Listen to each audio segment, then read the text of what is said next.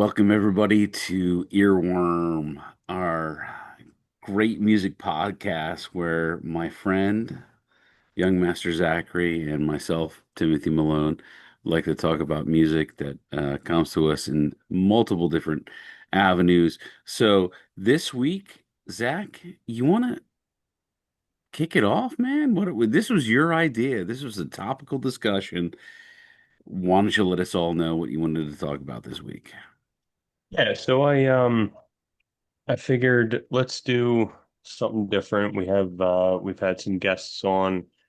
Timmy's picked a song, I picked a song. We've been doing pretty well, I think. We've been evolving a little bit. We've been doing Um awesome, bro. yeah, so last time was worst songs of all time was our topical discussion. So this time I was thinking the other day about songs. I don't know about you, but growing up, I just figured like the artist that put the song out wrote the song. Did you have that as a kid growing up? It's something. I mean, I'm older than you. I feel like No. 30 years older than you. I remember hearing about like a whole bunch of artists who just had some random folks writing songs for them, and and they would take the song and they would make millions and billions of dollars off the darn thing, and I had the same assumption like when I was like six. Sorry, Zach. But but no, there's a whole bunch of people out there that just write songs and then give them to the popular artists, and then boom shakalaka, here it is on the radio station, on Apple iTunes and etc. So I know the most recent one is Benny Blanco. Okay. I think that's how you say his last name, but he's very subtly like done this. Like he's been writing songs for people recently. Like I don't know people off the top of my head, but like Shawn Mendes maybe. Like the people that have been blowing up recently on the radio. He wrote these songs years ago. I think he wrote songs for Rihanna. And she took them. And again, this was like 10, 12, 15 years ago. So he's been the most recent one that I think is he engaged or married to Selena Gomez? Good for Benny, him. If he is, good I for think him. he is. I think he is. But I was looking it up and Max Martin, so he was the one before. So this guy has written 27 top 100 number one hits for artists like Britney Spears, Backstreet Boys, Kelly Clarkson. So it goes so much deeper than it's not even. So when I first thought into this, it was as a kid, it was the artist's song that came out. My thought was they wrote it. And Exactly. then it went to maybe they reach out to somebody and ask them to write a song about this. But it's not even that. These people are just pumping out songs for nobody, and I, it's just hoping that somebody catches on to it. It's fucking crazy, dude. with all due respect, I looked into, and we did Pink last week, and I can't even find a song that she has wrote herself. And she's Yeah. out in Doylestown, PA. Holy moly. But okay, Well, hold on. So she's had influence in a lot of the songs. I don't know that she's written one okay. start to finish, but I see her being one of the artists that like brings an idea and just needs help putting it together. Where there's a lot of other artists where it's like, my voice is incredible, but this may not be working. Like I need somebody else to write, like put it to paper, and then I'll do it if it works. You know what I mean? Understood. Completely understand. It's like I don't know, like I don't know what your favorite band is. I mean, our first episode I talked about Blink-182 and stuff like that. They wrote their own music, but there are so many super dynamic hits out there. Like before you even born.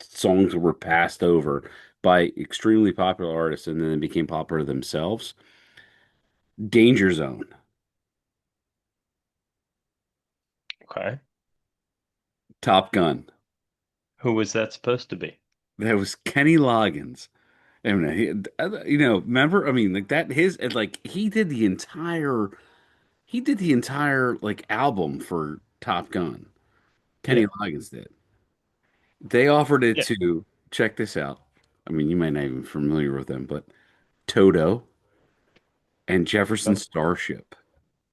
Wow. And then Kenny Loggins came in and like, oh, not this man, oh, there's so dangerous. I mean, it doesn't even like, I can't even correlate those other bands to recording No. that song for that. I mean, that was, I mean, you know what movie that is, right, Zach? Top Gun? Yeah, absolutely. Oh my God, yeah. Is that that's the train movie, right? Trains, See, planes, and on. Oh no, wait. you're so young. And Top Gun, God, man. Come come on. on. Dude, the F-14s, like Yes, I got to. Maverick and Ice and like, yeah, There you go. Yeah, there you okay. go. But Danger Zone was that like that's like the number one song out of that movie. And they were going to give it they offered it to Toto first, and then they offered it to Jefferson Airplane. Jefferson Airplane kind of quasi makes sense. And then they gave it to Kenny Loggins. And that's an all-time movie soundtrack. Now, do you think that song would have been anything without that movie? No. Yeah, so I mean, I don't mean to be that like downer here, but I feel like that's a very specific song. Like if that movie wasn't made, was that movie or that song made for that movie? I Or mean, I'd have to do a little more, again, to use the same phrase, due diligence. I'd have to look into it. But I I have a feeling that that had to have been in mind when making that movie. and I agree with you. Like somebody wrote it, they were writing a bunch of songs, like, hey, let's go out to Toto, who's super popular in the early 80s. And with Jefferson Starship, which became a band after Jefferson Airplane. All right, here we go. Well, all right, we'll talk about it in another episode. I was gonna Um, say I don't know them. okay, here we go. Because damn, you're so freaking young. Um, but yeah, that I mean, I agree with you. To your question, I would say that no, nobody would even cared at the freaking time about that. Okay, on it. So let's go to a different spin of this. So Okay. Hmm. Rihanna, superstar. Yeah. She's great. Yeah. SOS. Hmm. Again, when I was growing up, middle school, kind of, seventh grade or whatever. When I was That was a. a when I had two kids at the time, and I was like finishing my graduate degree. Go ahead. Where were you in the world? Where were you? What part? Like 2000. Seven, six, Oh my God. maybe, At 2007, six. maybe eight. I was in Navy. Holy zoom in. Yeah, exactly. I was in Navy SEAL school. Oh, okay. So Yeah. you may have heard that. Do you guys have radios there? Yeah, we did. You may have heard SOS by Yeah. Rihanna, Yeah. I right? I know the song. So that was passed up by, I gotta look down because I've never heard of this woman. Christina Milan? Millen? I have no idea. Her last hit single in 2004 was Dip It Low. I listened to it today. It was fucking terrible. Okay, terrible. She should have picked up SOS. But like somebody like that gets a song like this that passes up and then Rihanna picks it up and it blows up. It was the best thing in that year. Like, how do you think that woman felt? I I hate to look at it like I don't hate to look at it like that, but that's a way to look at it. It's how do you pass up on that? And uh, it could have saved a career. It launched another one, but then you look at something like what was it? Rock Your Body. You know who originally Justin Timberlake, Rock Your Body. You know who Yeah. originally was supposed to have that? No. Michael Jackson. Real wow, that's kind of significant. Because Michael Yeah. Jackson is probably like, I mean, is there a bigger artist than Michael Jackson? There's the flip side. Yeah. The biggest artist in the world at the time had that song presented and was like, I don't need it. I'm That's gonna go work on this. Justin Timberlake picks it up to the moon. It that blows my it could mind. make or break a career passing up on a song, is I guess what I'm getting to. See, Zach, you and I talked about this episode before we are doing this podcast. It blows my mind that the amount of these artists are like having outside songwriters do this for them. But above and beyond that, like nothing compares to you. Let's just use that. Nothing com I mean, who sang Nothing Compares to You? Nothing compares to you. Sinead O'Connor. Oh, there you go. Okay. Yeah. It was written by Prince. And like Prince is a like he gave it to her. And I'm fairly certain that he actually recorded that song. Like I'm just trying to like wrap my head around it. Like Now, did he record it and like understand that it was a great song, but it wasn't meant for him? So he passed it on to see, somebody? that is a very good Like, did he have that extrapolation. his own? I mean, his. I don't know much about Prince. I know he's a legend, Yeah, but and I know his music mind was just out of this world. dude, So maybe when he was recording it, he couldn't figure it out, and he found somebody else that, you know what I mean? for my entire listening audience, for our entire listening audience, that's this last statement, question, interrogative statement by young Master Zachary here is why he's my co-host. That's awesome, Zach. Thank you, my My friend. God, my God. So it's crazy to me because I just brought up like the Prince song, "Nothing Compares to You," but can you name me Whitney Houston's like biggest song? Like think about Whitney Houston's biggest, most Oh popular song, yeah, and I will always love you. and who wrote it? Um, I have heard this. Come Go on, ahead, man. throw it out. Throw it out. Come I'll on. do it. Dolly Parton. Yeah, dude. And so Dolly's one of those that I really appreciate, but I Yes, don't sir. think her voice could like get across the point that they're trying to make. So she again, like she wrote that song, sang it, recorded it, and then Whitney came in and she was just like, okay, it's yours now. You take it. I mean, honestly, quite honestly, it has to be Whitney Houston's most popular song, and she didn't even write it Yes. herself. She just, I mean, I don't know how else to describe it. She did a remake? Is that the It's right a way to describe it? it's yeah, a cover. Okay. Cover's the right That's word, I guess, in this, more, but that's a more, politically correct way to, oh, she discovered it. there's very few covers out there that are better than the original, and that's one of them. Wow, we're gonna have to, all right, for all our listening audience, all our followers and stuff, we're gonna have to put this topic into some sort of like back office folder because one of these episodes, YMZ, we're gonna have to talk about covers that were better than the originals. Because I Yeah. can't think of them right now, but I can, I'm saying there's probably a bunch in my mind. we'll come up with a top 10 Okay. covers that are better. Okay. Um, off the top of my head, now that you brought up Toto, Africa, Dun, dun, it's with down in the... Oh yeah, because God, I Weezer did it.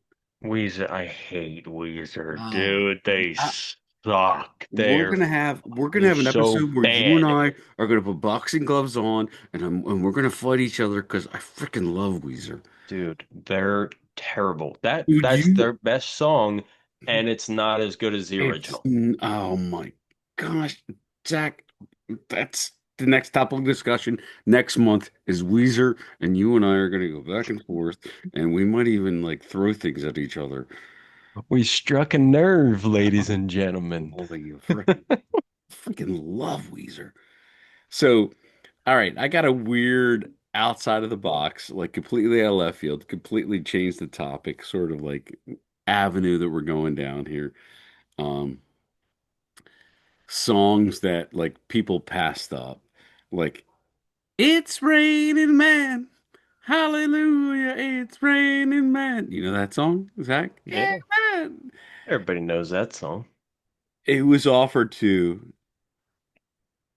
Donna Summer, Cher, Huh. Hmm. Diana Ross, Barbara Streisand, and all of them turned it down. And Wow. then the Weather Girls said, "Okay, we'll do it," and then probably made millions to this day off it. This is a great like conceptualization of what we're talking about in this episode.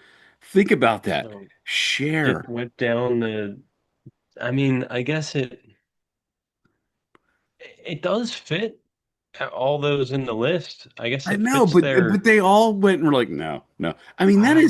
they were huge musician artists.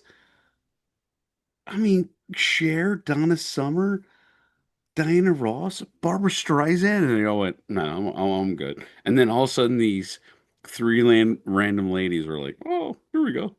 I guess that's another one where it's all, you listed all those names. They're all gigantic names. I know. Maybe they didn't need it.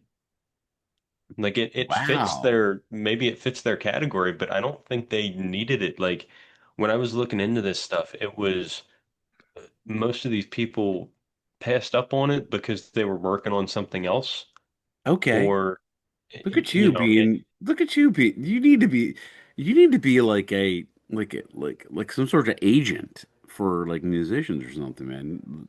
I got a good ear. Can I say? Wow. My last one, Zach, if you don't mind, I'm gonna put it out to you. Um, do you even know the song "Islands in the Stream"? Can I get a demo? Islands in the stream, that is what we are. No one else me. That can be with long. No one else me. Yeah. We Gotcha. rely on each other. Uh-oh. It's Dolly Parton and Kenny Rogers. They Yep, did Islands in the Stream. yep, It was huge in the late 80s. The yep. song was offered to one of my favorite and I think one of the best artists of all time, Marvin Gaye, who passed away in Philadelphia like back in like the early 80s, late 70s. I mean, it like conceptualize that like, all right, you have these two country artists, and then we're gonna do like, all right, this one of these international great R&B artists, and then boom, Now, that could have been, did he ever record that? no, he I turned would it love, down. now with the, God, I'm gonna get into this day and age, but with the power of like AI I know. nowadays, I knew you were I gonna say. want to hear that. I knew that you were gonna bring up AI during this episode. You crazy little young bastard. I want to hear all this stuff now. And I'm so intrigued to hear Michael Jackson sing Rock Your Body, which is kind of a weird statement, but it's just so I would love to hear that. Now we have that ability to hear it. Nah. And like Marvin Gaye singing a song like that, an R&B version of that song would actually hit. Islands in the stream. That is what we are. And dude, no, no, no. I want like Dead Kennedys through AI to sing Islands in the Stream. Like, You type it in, you can find it I nowadays. know. All right. You're killing our podcast with these freaking conceptualization ideas. Hey, it fits the mold. No. No, I found out looking through doing all this research, Britney Spears passed up on a lot of songs. Oh, so and I saw that as well, not to cut you off. No, go ahead. No, no. There are so many in these lists that I found. It was what was it? Halo, which Beyonce oh no, that was Leona Lewis. What was it? Umbrella, going back to Rihanna. Yeah. So, which thank you. Thank you, Britney Spears, for passing up on that because that Umbrella is oof, top 10. Got to be top 10. But yeah, it's crazy to look into this and see like kind of think of what could have been of all these songs because it's it's artists that aren't necessarily in the same genre. Like um I don't know who Shauna is. She's a female rapper. But this was back in, I guess, 2007. Gold Digger by Kanye West was originally offered to her. Yeah. There It's a was weird, it's really funny, weird thought. not to cut you off, but I did a bunch of like research about these songs that were passed off by artists, and Kanye passed off a lot of songs. I feel like that's a weird, or not a weird, that's a very picky one. Like he's a mind. He's got his own mind to him. You know, the Oh, songs that dude. he writes, man, I I don't see other people writing half of his shit. Oh, see, I'm a fan. Oh no, not to say I'm not a fan. It's just I feel like he's very particular. Oh, and I agree with you. One of the ones that stood out to me was I I I don't want to miss a thing from it was from like a movie. Oh, and I don't want to miss a thing. There you go. That's a good way to sing it because it was Aerosmith. Oh, well, I think it was like um, that space movie. comedy movie, Blades of No, Glory. it was this. It was like I think it was like Bruce Willis. It was like the Oh, whole. you're going serious. No, it Um, was a space movie. Don't want to miss a thing. No, I'm not going serious. It was oh, well, I was Ben going Affleck. super unserious with It Blades of was Glory, Will Ferrell and John Hader. No, not John. no, it was Ben Affleck, not Ben Affleck. Was it Ben Affleck? And like Bruce Willis, Millennium, like when the world was gonna blow up and all that other freaking. I don't want to miss a thing. Oh, Am I I wrong? just no, I don't know. I don't know. I know what Any song you're talking about though. anyway, it was offered to Celine Dion, and she actually signed a contract, and she was gonna do it. And like something happened with like the legalistic aspect of it, the litigious aspect of it. Pardon me, to The litigious aspect litigious. of it. Yeah. And then Wow. Aerosmith picked it up and they came on board and did. Remember when like remember when like Bruce Willis like takes this team of guys and they got to go dig into a Yeah. Yeah. Armageddon, not Armageddon. Armageddon. There you go. Is it Armageddon? Yeah. Hey. Look at you, Yeah. young Yeah. Master Zachary. That's why I What are have your him as feelings? Let's dive in real quick. What are your feelings about Aerosmith? so I'm older than you and I know some of their background. I find them extremely interesting. I really Okay. like them. And Steven Tyler is a great singer. And I think that band is really, really good. Um, they have some, I mean, quick side note for everybody. They have a bunch of albums back in the 80s where Steven Tyler wasn't even involved because he was going through a heroin addiction Oh, thing. Yeah. And then they brought in another singer, and then they brought him back in after the late 80s, and then they became huge. And I mean, Zach, I mean, when you were like a kid, you probably loved Aerosmith, right?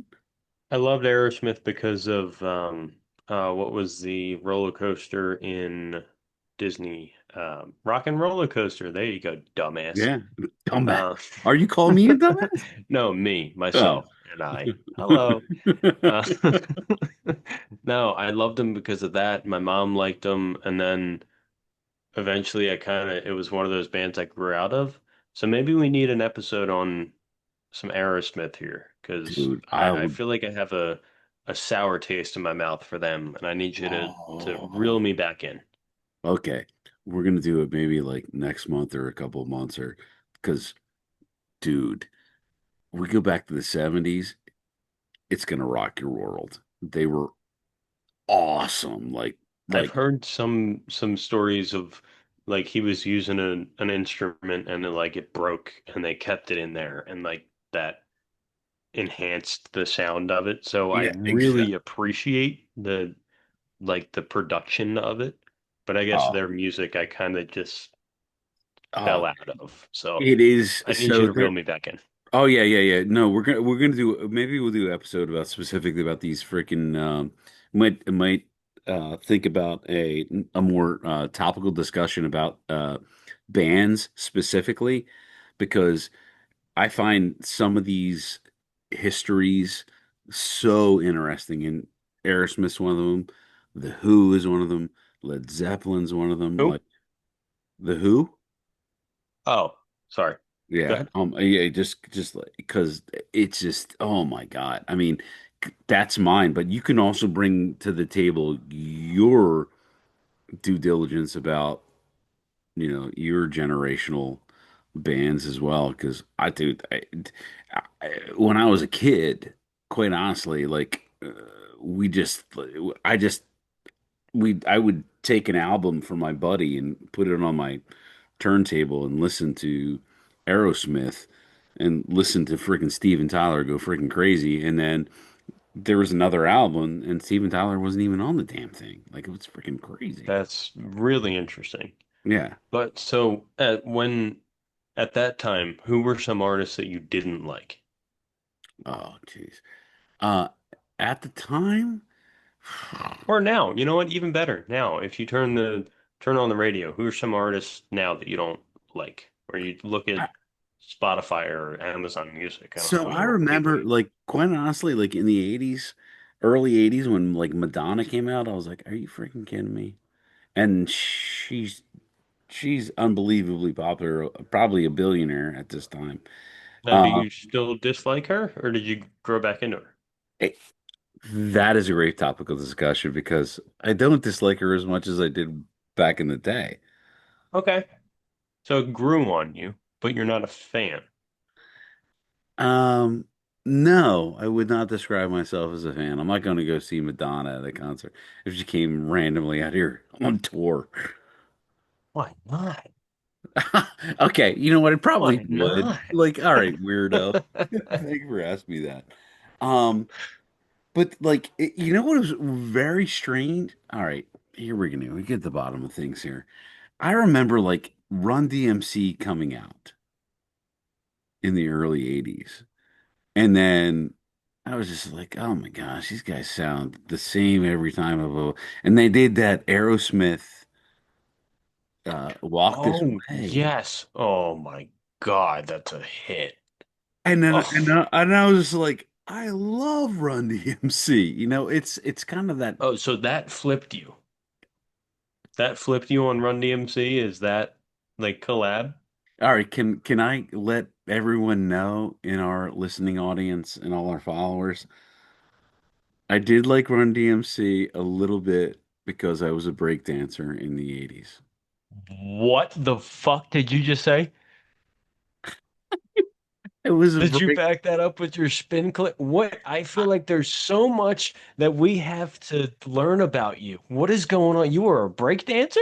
I was a break dancer. I'm, you know what? It sounds like I'm hating. I'm just shocked. Damn. I need a video. I need something. I need something. Oof, Okay. man. Go ahead. Go ahead. Hey, can we get a breakdance story? I started when I was middle school, and me and my